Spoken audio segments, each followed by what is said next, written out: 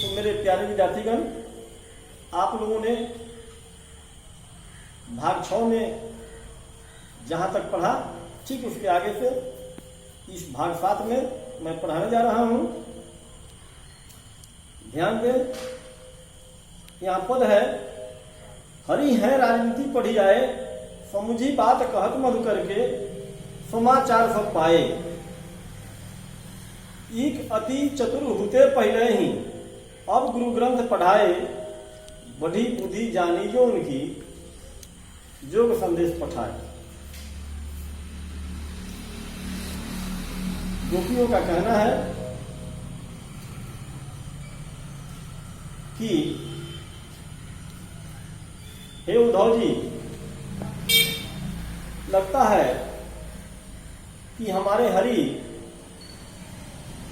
हमारे प्रभु, हमारे कन्हैया, हमारे प्रियतम शायद कुछ विशेष राजनीति पढ़ लिए हैं।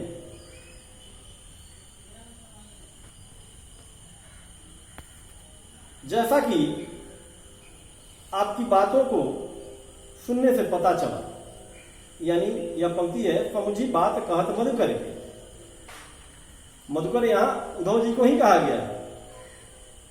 मधुकर का अर्थ भौरा भी होता है और भौरे के रूप में उद्धव जी को देखा गया है। भौरे के रूप में यहां उद्धव जी को देखा गया है, क्योंकि भौरा जो गुंजन करता है तो उसकी गुंज से ऐसा प्रतीत होता है जैसा वह गुनगुना कर कुछ कहना चाहता हो। इस प्रकार से वह एक प्रकृति के संदेशवाहक के रूप में दिखता है। इसीलिए कविवर भक्ति शिरोमणि जो है सूरदास जी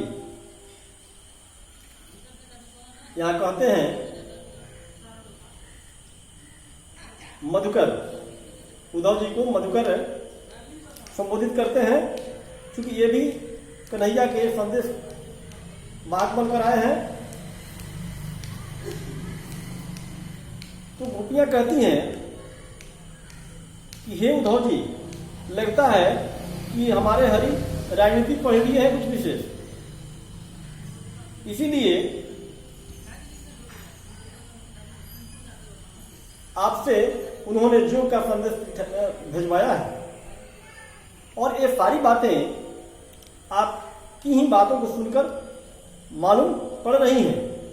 समुझी बात कहत मधुकर के, मधुकर मतलब आप, मतलब उद्धव, आप ही की बातों को समझ करके ऐसा प्रतीत हो रहा है, मालूम हो रहा है।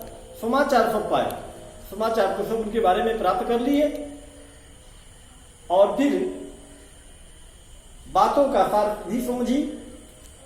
बातों का सार, आपके आने का उद्देश्य हम सबको योग धारण करवाना ही है, वैराग्य धारण करवाना ही है। वैराग्य धारण करके हम सब योग साधना में लग जाएं, यही उद्देश्य है हमारे कन्हैया का। तो ये तो विशेष राजनीति के तहत ही उन्होंने ऐसा किया है। तो हम सब वाकिफ भी हैं उनकी बुद्धि से, उनकी चतुराई से। एक अति चतुर हुते पहले ही, अगली पंक्ति है, एक अति चतुर हुते पहले ही। एक तो अति चतुर, एक मतलब एक है, अति मतलब बहुत अधिक, चतुर एक तो पहले से ही बहुत अधिक चतुर थे ही। हुते मतलब थे, पहले ही, पहले से। तो एक तो पहले से वे अत्यंत चतुर थे ही। अब गुरु ग्रंथ पढ़ाए, अब गुरु ग्रंथ पढ़ाए, ऐसा लगता है कि अब कोई नया गुरु ग्रंथ पढ़ लिए हैं, जिससे उनकी कुछ और बुद्धि बढ़ गई है। उस बुद्धि में भी कुछ और बुद्धि बढ़ गई है और उसी बढ़ी हुई बुद्धि के तहत वे इस योग संदेश को पठाने का कार्य, भिजवाने का कार्य किए हैं। तो बढ़ी बुद्धि जानी जो उनकी, और इसी बढ़ी हुई बुद्धि से ऐसा जान पड़ता है कि उन्होंने योग संदेश पठाए, उन्होंने योग संदेश भिजवाने का कार्य किया है।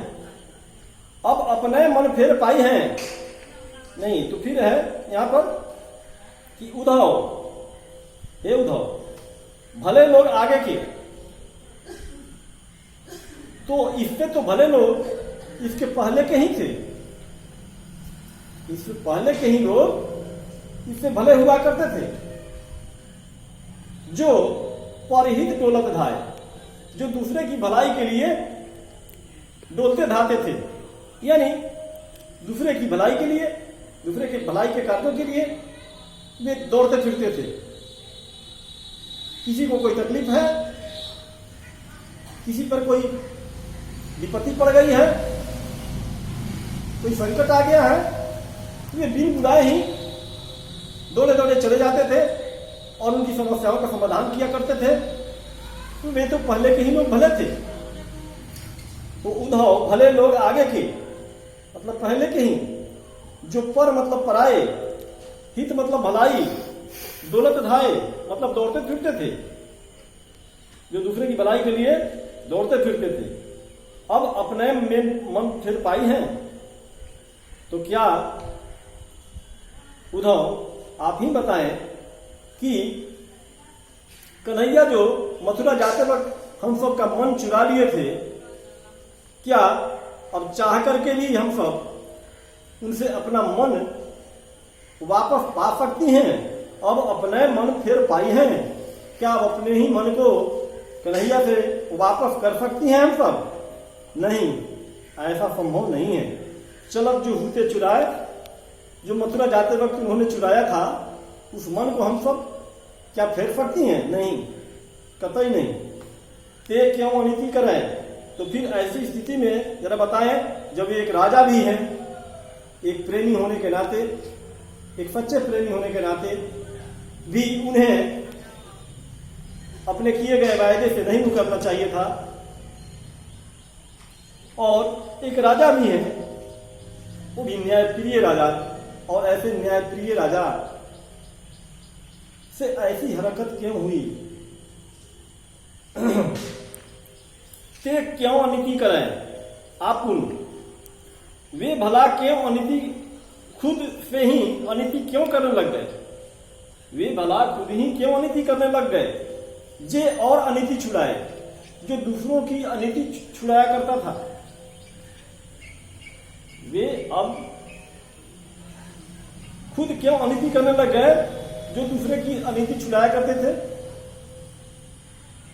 जो दूसरे के लिए न्याय किया करते थे, वे क्यों अन्याय पर उतर आए? राजधर्म तो यह सुर, जो प्रजा न जाहि सताए। तो सूरदास जी के अनुसार यहां गोपियां कहती हैं फिर इसके आगे कि राजधर्म तो यही कहता है कि एक राजा को वैसा कोई कार्य नहीं करना चाहिए जिससे उनकी प्रजा को तकलीफ हो, कोई कष्ट हो, जो प्रजा न जाहि सताए। राजधर्म तो यह सुन, जो प्रजा न जाहि सताए। एक राजा के द्वारा कोई ऐसा कार्य नहीं किया जाना चाहिए जिससे उसकी प्रजा को किसी तरह का कोई नुकसान हो, उसका कोई अहित हो, उसे कोई तकलीफ हो। ऐसा कोई कार्य नहीं करना चाहिए। और इस स्थिति में कन्हैया, जबकि हम सब के बारे में जानते हैं कि हम सब प्रेम मार्गी हैं, हम सब अपने प्रेम के मार्ग को कभी त्याग नहीं सकती, अपने हृदय से कन्हैया के नाम और स्वरूप को निकाल नहीं सकती। ऐसी स्थिति में ज्ञान मार्ग को धारण कर इस सांसारिक मोहमाया से विरक्त होकर के योग साधना में कैसे लग जाएंगे? यहीं पर इस पाठ का समापन होता है।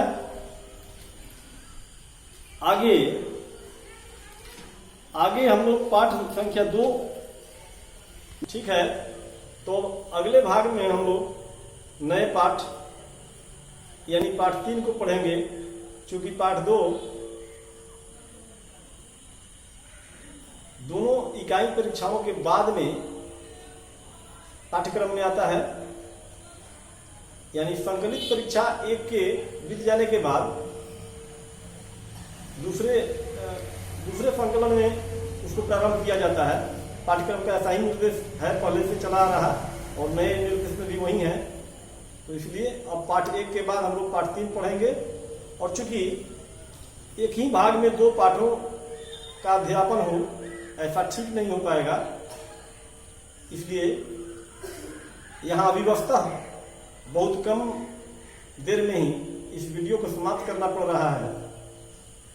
और इसलिए आज भाग 7 को मैं यहीं समाप्त कर रहा हूं और आपको पूरक पाठ्य पुस्तक का पहला पाठ भी मैं पढ़ाऊंगा। निश्चित रूप से आप लोग विधिवत पढ़ते रहें, एक के बाद एक बारी बारी से पाठ्यक्रमानुसार आपको प्रस्तुत किया जा रहा है, किया जाता रहेगा। तो चलिए, धन्यवाद।